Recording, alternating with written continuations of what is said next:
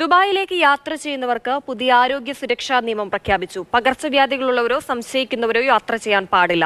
ദുബായിൽ താമസിക്കുന്നവർക്ക് പകർച്ചവ്യാധി ഉണ്ടെങ്കിൽ ആരോഗ്യ മന്ത്രാലയത്തിന്റെ അനുമതിയില്ലാതെ യാത്ര ചെയ്യരുത് എന്നും നിയമത്തിൽ പറയുന്നുണ്ട്. പൊതുജനാരോഗ്യം മുൻനിർത്തി ദുബായ് ഭരണാധികാരി ഷെയ്ഖ് മുഹമ്മദ് ബിൻ റാഷിദ് അൽ മക്തൂമാണ് കർശന ആരോഗ്യ വ്യവസ്ഥകൾ പ്രഖ്യാപിച്ചത്. ഇതനുസരിച്ച് ദുബായിലേക്ക് പ്രവേശിക്കുന്ന ഓരോ യാത്രക്കാരനും പകർച്ചവ്യാധിയില്ലെന്ന് ഉറപ്പാക്കണം. ദുബായിലേക്ക് പ്രവേശിക്കുന്ന അതിർത്തി ചെക്ക് പോസ്റ്റുകളിൽ കൃത്യമായ ആരോഗ്യ വിവരം നൽകണം. പകർച്ചവ്യാധിയോ മറ്റേതെങ്കിലും രോഗമോ ഉണ്ടെങ്കിൽ മറച്ചുവെക്കരുത്.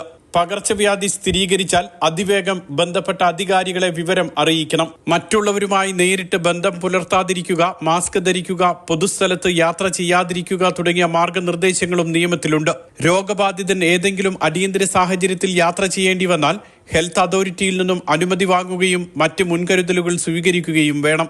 ഹെൽത്ത് അതോറിറ്റി, ദുബായ് മുനിസിപ്പാലിറ്റി, പരിസ്ഥിതി കാലാവസ്ഥാ മന്ത്രാലയം എന്നിവയ്ക്കാണ് പൊതുജനാരോഗ്യത്തിന്റെ മേൽനോട്ട ചുമതല. ഗസറ്റിൽ പ്രസിദ്ധീകരിച്ച് 90 ദിവസത്തിനുള്ളിൽ പുതിയ നിയമം പ്രാബല്യത്തിൽ വരും. Mathrubhumi news, Dubai.